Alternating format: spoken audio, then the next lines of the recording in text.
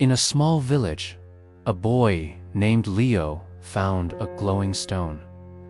The stone hummed with a soft, warm light. Old stories said it was a key. But a key to what? Leo wanted to find out. He took the stone and walked into the whispering woods. The trees in the woods had leaves that sparkled like stars.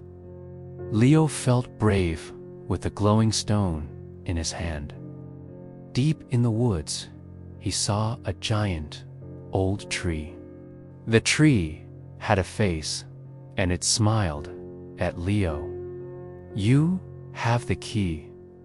The tree's voice was like rustling leaves.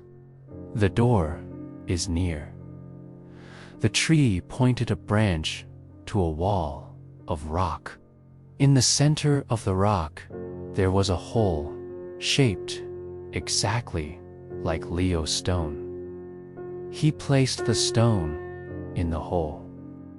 The rock shimmered and then vanished, revealing a dark cave.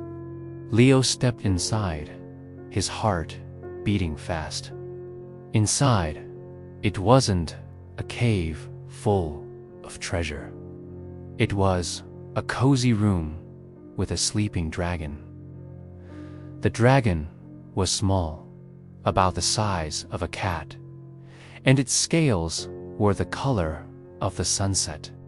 It snored tiny puffs of smoke. A note on a small table read, "This is Sparky. He needs a friend. Please take care of him." Leo looked at the sleeping dragon and then at the glowing stone. He realized the stone wasn't a key to treasure, but a key to a new friendship. Leo gently picked up Sparky, who snuggled into his arms. He walked out of the cave, ready for a new adventure with his new friend. The real magic wasn't the stone or the door. It was the friendship waiting on the other side.